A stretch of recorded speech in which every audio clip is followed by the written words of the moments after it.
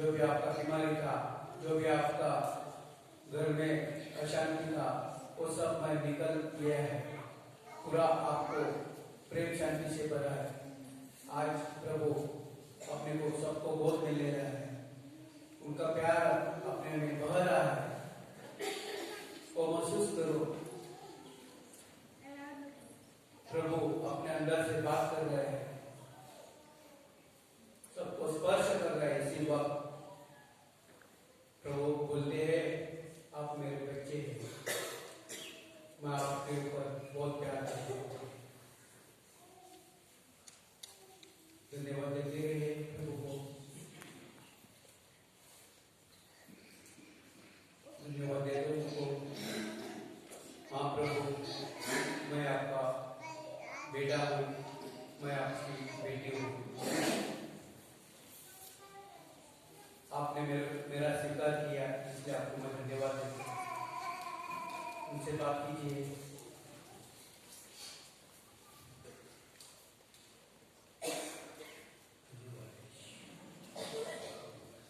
परमेश्वर, धन्यवाद देते हैं कि आप हमारे बीच में यहाँ उपस्थित हैं। हम आपको धन्यवाद देते हैं परमेश्वर, इस शुभ घड़ी के लिए, इस समय के लिए जो आपने अपने हाथों से तैयार किया है। ये पिता परमेश्वर, मैं धन्यवाद देती हूँ कि मेरे सब भाई बहन यहाँ पर आए हैं। उन्हें आपके वचन को के द्वारा आपको जानने की बहुत ही दिव्य तमन्ना थी, और इसीलिए वो सब अपना कार्य समाप्त करके यहाँ पर आए हैं, आपके साथ यहाँ पर दिन व्यतीत करने के लिए। हे पिता परमेश्वर, उन सबको, मेरे भाई बहनों को मेरे जैसे उनका विश्वास है, उनके विश्वास के अनुसार उन्हें मिले। आपको पता है पिता परमेश्वर कि उन्हें क्या चाहिए, और उसी प्रकार आप उन्हें दे दीजिए आपके वचन के द्वारा। वो आपको जानना चाहते हैं तो आप उन्हें अपनी पहचान दीजिए आप अपने वचन के द्वारा। और पिता परमेश्वर, इसी वक्त जो भी बुरी आत्मा उन्हें कष्ट दे रही है, उन्हें आपसे दूर लेके जाने की कोशिश कर रही है, मैं उस बुरी आत्मा को अभी प्रभु यीशु के नाम से बांधती हूँ और दरिया में फेंकती हूँ, और कहती हूँ उसे कि दोबारा मत आ यहाँ पर। मैं हुक्म करती हूँ उसे कि मत आ यहाँ पर प्रभु यीशु के नाम से। पिता परमेश्वर, यहाँ पर आपके दूत हैं, हम धन्यवाद देते हैं पिता परमेश्वर कि आपने अपने दूत हमें दिए हैं हमारे संबंध में, जो हमें हर कठिनाइयों से, हर दुर्घटनाओं से हमें सुरक्षित रखते हैं। इसलिए पिता परमेश्वर, हम धन्यवाद देते हैं कि आपने अपना सुरक्षा कवच हम सबके इर्द गिर्द रखा है, और हमारे परिवार वाले जो घर पर हैं उनके भी इर्द गिर्द आपका सुरक्षा कवच है। पिता परमेश्वर, हम धन्यवाद देते हैं कि आपने हम सबको आशीष से भरा है, अपने आशीष से भरा है, क्योंकि हम सब त्याग करके यहाँ पर आए हैं और आपके वचन का ज्ञान पाने हम आए हैं, ताकि जब हम बने रहेंगे आपके वचन में तो उस वचन में का सत्य जो है उसका ज्ञान हमें मिलेगा, और यही ज्ञान हम सबको मुक्त करेगा। जो भी गलत हमने किया है, जो भी गलत धारणाएं हमारे मन में है, उन सब से हमें मुक्त करेगा। धन्यवाद पिता परमेश्वर, धन्यवाद प्रभु यीशु, धन्यवाद प्रभु यीशु की जय हो, प्रभु यीशु की जय हो। आमीन, आमीन, आमीन। हम सब बैठ सकते हैं।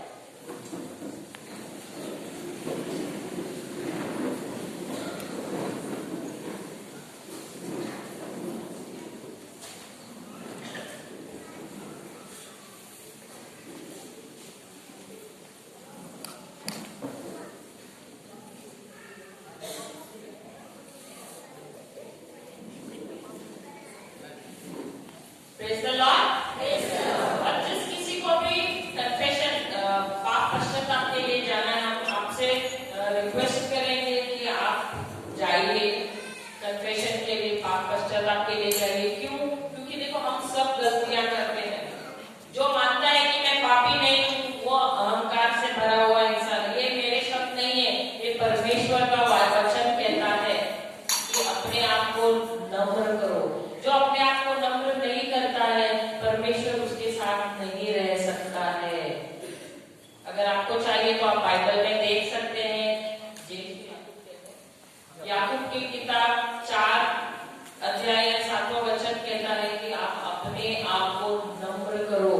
अगर हम नम्र नहीं करेंगे तो हम किसको अपने जीवन में दखल-अंदाजी करने का परमिशन देते हैं? हाँ, शैतान को। तो इसीलिए देखो, परमेश्वर ने हमें आशीष दिए हैं और वो आशीष उस झरने के समान है जो हमारे जीवन में सब कुछ लेकर आते हैं। धन लाते हैं, आशीष लाते हैं, अच्छी सेहत लाते हैं। लेकिन हम क्या करते हैं? हम नफरत, गुस्सा, किसी को क्षमा नहीं करते हैं। ये सब चीजें हम एक पत्थर जैसे हम नदी जो झरना बह रहा है उसके बीचों बीच हम रख देते हैं। तो कौन रुकावट रखता है? प्रभु रखता है या हम खुद रखते हैं? तो जब हम खुद रखते हैं तो हम क्यों फिर बाद में परमेश्वर को दोष देते हैं कि आप मुझे आशीर्वाद नहीं दे रहे हैं, मेरे घर पर गरीबी है, मेरी सेहत ठीक नहीं है। तो करने वाला कौन है? ये सब रुकावट लाने वाला कौन है? मैं खुद हूँ। तो अगर आपको अपने जीवन में परमेश्वर की अच्छाई चाहिए, परमेश्वर का अभिषेक चाहिए, परमेश्वर का आशीर्वाद चाहिए, अच्छी सेहत चाहिए, तो आपको पहले जाके पाप स्वीकार करना पड़ेगा। क्या आप जाने के लिए तैयार हैं? तो सब एक साथ नहीं जाएंगे, एक एक करके आप जा सकते हैं। पर कल फादर ने कहा था, टाइम दिया था 10 से 12 का, और शाम को। हालेलुया, यीशु की जय। यहाँ पे 3-4 प्रोजेक्ट है, फादर्स है, तो अगर 10-10 लोग या 5-5 करके जाएंगे तो अच्छा है। दोपहर के समय भी है, दोपहर के समय 3 से 5 बजे तक फादर ने बोला है कि कभी भी रखेंगे। पर अभी सवेरे में जितना मैक्सिमम होता है, क्योंकि फादर्स दूसरे प्रोविंस से भी आए, हमारे लिए आए। किसके लिए आए? तो हमारे अच्छे के लिए आए ना। उन्होंने अपना सब बिजी शेड्यूल चेंज करते हुए हमारे लिए आए। तो हमारा क्या है? हमारा जो बंधा है, रुकावट था हमारे जीवन में, तो जब आप पाप स्वीकार करते हो सब भूल जाता है। आप देखो, जब पाप स्वीकार करोगे, आप जब चंगाई में आ जाओगे, सब बीमारियां निकल जाएगी, जो रुकावट है वो सब खुल जाएगी। Hallelujah, hallelujah. जो आप है यहाँ पे मैक्सिमल ले लो। यहाँ पे फादर लोग ने सब अरेंज करके रखा है हमारे लिए। किसके लिए रखा है? तो हम उसका मैक्सिमम बेनिफिट लेना है कि नहीं? फायदा लेना है कि नहीं? जितना फायदा लिया उतना अपने लिए अच्छा है ना। Hallelujah, hallelujah. तो 5-5 करके ऐसे पीछे बैठेंगे, जो भी जाना है तो हम बीच में अनाउंस भी करेंगे। 1-1.5 घंटे में 1-2 मिनट का, 1-5 मिनट का ब्रेक लेंगे, ताकि हम आपको समझाए कैसा ये करना है, हाँ, आगे बढ़ना है। हालेलुया, और जो स्क्रिप्चर है, जो वचन है हम दे रहे हैं, हम इंग्लिश में भी बोलेंगे और हिंदी में भी आपको बोलेंगे, ताकि आप लोग लिख सकें। वचन लिखना बहुत महत्वपूर्ण है। आप सब कुछ याद नहीं कर सकते, सारे दिन में हमने जो पढ़ा है आप सब याद नहीं कर सकते, और अगर आप लिख के रखोगे तो आपको ध्यान आ जाएगा। हालेलुया, बहुत जरूरी है। आपके पास बुक, पेन है, बाइबल है या मोबाइल है, मोबाइल में नोट्स में लिख दो, या अगर आपके पास नहीं तो दूसरे से पेपर बोरो कर लो, पेन बोरो कर लो। अगर नहीं मिले तो उनको बोल देना, आपको लिख के देना। अगर आपके जीवन में आपको बदलाव देखना है तो सिर्फ वचन है जो आपको बदलाव करेगा। हालेलुया, यीशु की जय, यीशु की जय। क्या हम सब यहाँ बदलने आए हैं? सीखने के लिए आए हैं? क्या या हमें वैसे ही रहना है? आए, सुना, अब चले गए? बदलना है, बदलाव लाना है जीवन में। तो फिर आप वचन लिखो, और सिर्फ लिखकर जाके घर पर मत रखना, आप दोबारा उसे खोलना और वापस उसे बार बार पढ़ना। तब तक पढ़ना जब तक आपके जीवन में बदलाव नहीं लाएगा। देखो, आप खुद अपने जीवन में बदलाव नहीं ला पाएंगे, कौन लाएगा बदलाव? वचन। वचन और यीशु एक ही है। प्रेज़ द लॉर्ड, प्रभु की स्तुति हो। तो कल ब्रदर ने क्या सिखाया था? किसी को याद है? कल कोई आए नहीं थे यहाँ, जो भी थे आए हैं ना? कल के हैं काफी जन, आज कौन नहीं आए हैं? कितने नहीं हैं?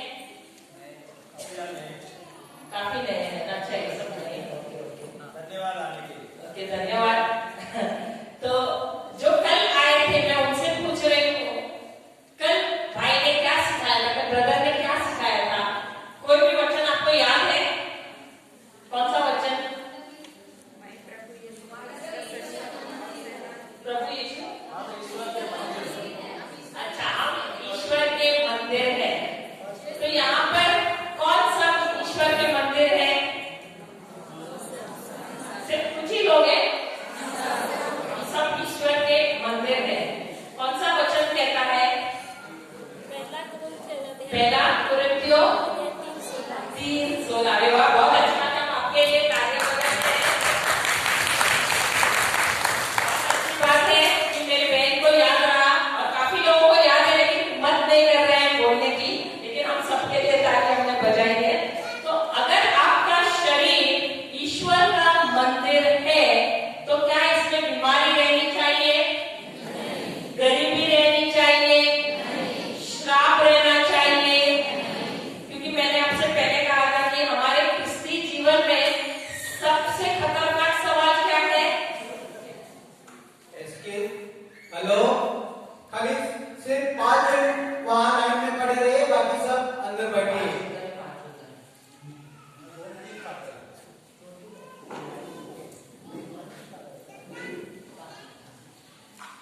तो मैं कह रही थी आपसे कि अगर आपका शरीर यीशु का मंदिर है जिसमें पवित्र आत्मा वास करता है, तो क्या पवित्र आत्मा के साथ बीमारियां रह सकती हैं?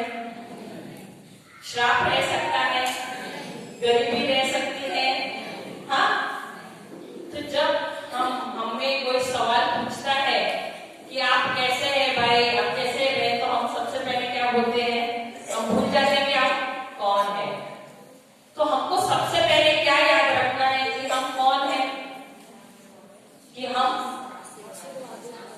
आशीर्वादित हैं, हम यीशु का मंदिर है।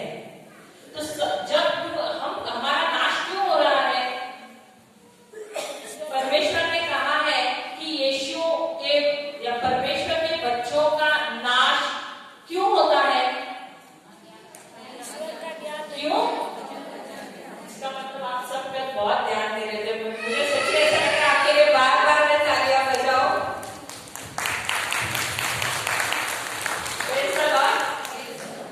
तो हम जो यीशु के बच्चे हैं, हमारा नाश क्यों हो रहा था? क्योंकि हमको परमेश्वर के वचन का ज्ञान नहीं था। ये कौन सी किताब कह रहा है?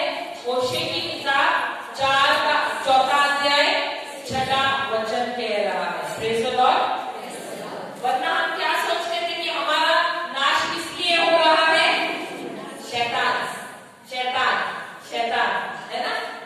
जो भी कुछ होता है तो हम किसको दोष देते हैं? हमारा टारगेट खाली शैतान ही होता है। वो कभी कभी तो होता भी नहीं उसमें शामिल, लेकिन टोटल उसके ऊपर हम लाते थे कि शैतान की नाश ला रहा है। लेकिन परमेश्वर हमसे कहते हैं कि मेरे लोगों का नाश ज्ञान न होने की वजह से हो रहा है। Praise the Lord. क्यों नाश हो रहा है? क्योंकि हमने ज्ञान को ठुकराया। होशे की किताब 4 का 6 अध्याय 4 अध्याय और 6 वचन लीजिए। होशे की किताब 4 अध्याय और 6 वचन। Book of Hosea 4th chapter 6th verse।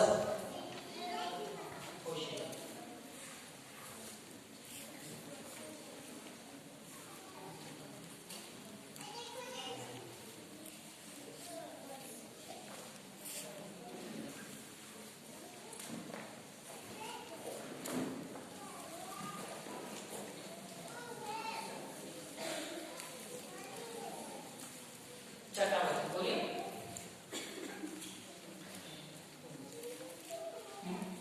मेरे ज्ञान के न होने से मेरी प्रजा नष्ट हो गई है। इसके बाद तूने मेरे ज्ञान को तुच्छ माना है। तूने क्यों हो रहा है नष्ट? क्योंकि तूने मेरे ज्ञान को तुच्छ माना है, या तूने मेरे ज्ञान को ठुकराया है। Praise the Lord. तो इसका मतलब, इसका अर्थ क्या है कि हमने क्यों परमेश्वर के ज्ञान को नहीं अपनाया है? क्योंकि हमने उसे ठुकराया है, हमने उसे तुच्छ जाना है। Praise the Lord. तो इसीलिए हमारा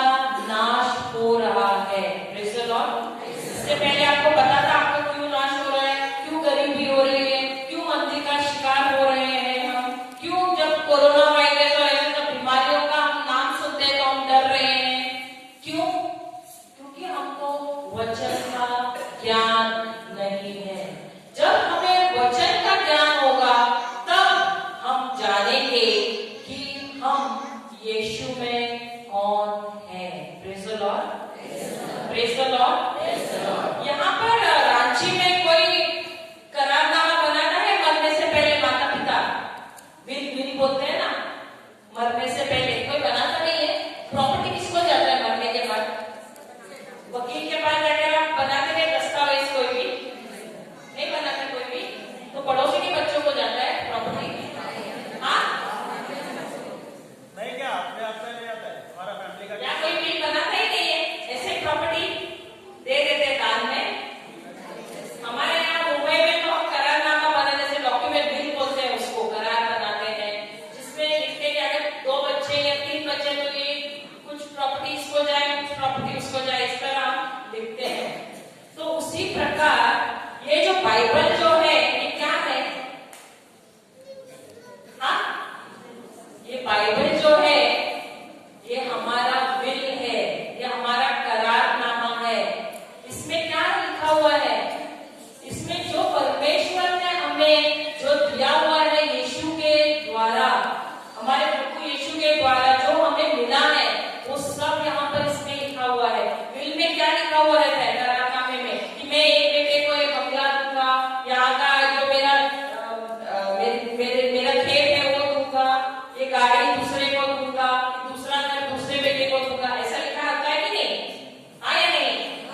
तो हम कैसे बच्चे हैं, हम वो लेते हैं और अंदर कपाट में अलमारी में रख देते हैं। हम बोलते रहने तो मुझे मोह माया नहीं है, पैसे से दौलत से कोई मोह माया नहीं है, है ना? किसी को भी मोह माया नहीं है लगता है यहाँ रांची में। इधर हॉल में भी फादर बैठे हुए हैं, आप हॉल भी आ सकते हैं। यहाँ पीछे भी फादर बैठे हैं, अगर जिनको जाना है 5 जन जा सकते हैं। Praise the Lord. तो हम कैसे बच्चे हैं? हमारे पास बाइबल है, लेकिन हमने बाइबल को क्या किया हुआ है? बहुत ही वो जो नया लाया प्लास्टिक में लपेट के अच्छी तरह से हमने अलमारी में रख दिया है। क्यों? खराब नहीं होना चाहिए, है ना? हाँ या नहीं? हम हमारे ग्रुप में हम क्या कहते हैं पता है? जितना खराब बाइबल है, जितना आप उसमें लिखते हैं, जितना आप उसमें जो हम कहते हैं ना, आपको वचन देते हैं, वो वचन को आप अगर रंगीन स्केच पेन से या कलर से आप रंगीन करते हैं, उसको मार्कर से आप करते हैं, तो उतना जितना खराब बाइबल उतना अच्छा क्रिस्ती होता है, और जितना अच्छा बाइबल जिसमें कुछ लिखा नहीं है, कुछ भी नहीं किया है, उतना ही खराब क्रिस्ती होता है। Praise the Lord. तो इसका मतलब कि जो हम आपको सिखा रहे हैं, जो आपको वचन दे रहे हैं, वो आपको घर पे जाना है और उसको मार्क करना है। और जब आप खोलेंगे तो आपको क्या दिखेगा? अरे ये वचन है, तो आप खोल के उससे पढ़ेंगे। आपको खोजने की जरूरत नहीं है, तो आप यहाँ पर लिखेंगे अरे ये मेरी ये जरूरत के लिए ये वचन है। आप जानते हैं कि बाइबल में आपकी जो भी जरूरत है उसके लिए वचन दिया गया है। Praise the Lord. अगर आप बीमार हैं तो बीमारी के लिए वचन है। अगर आपको धन चाहिए, पैसा नहीं आ रहा है, रुका हुआ है, तो उसके लिए वचन है। अगर आप श्रापित, आपको ऐसे लग रहा है कि श्रापित है, तो आपको इस श्राप से मुक्त होने के लिए वचन है। Praise the Lord. जो भी आपके जीवन में परिस्थिति है, जो भी कठिनाइयों से आप जा रहे हैं, उस सब का उत्तर आपको बाइबल में मिलेगा। Praise the Lord.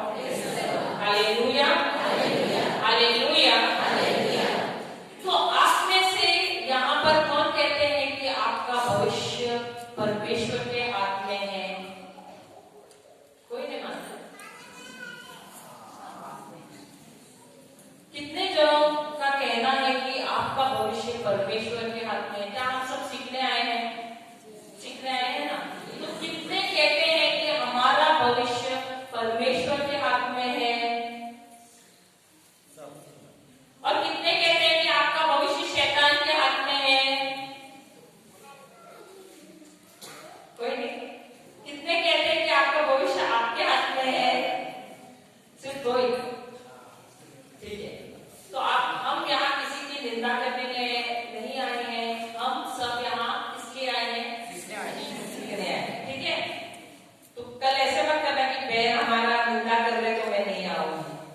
होगा, ठीक है? ऐसा नहीं होना चाहिए। हम सब यहाँ पर सीखने आए हैं। कब हम सीखेंगे? जब हम गलतियां करेंगे, ठीक है? अगर एक बच्चा छोटा सा है, 1 साल होने आया है, अगर वो चलने की कोशिश कर रहा है, गिरेगा तो बोलेगा मैं अभी नहीं चलूंगा, तो होगा क्या? कुछ नहीं। तो गिर गिर कर ही सीखेगा ना। तो उसी प्रकार हम भी गलत कहकर ही हम सीखेंगे। Praise the Lord. तो अब हम जाते हैं यहोशुआ की किताब, पहला अध्याय 8वां वचन। जोशुआ, बुक ऑफ जोशुआ, पुराने करार में है बुक ऑफ जोशुआ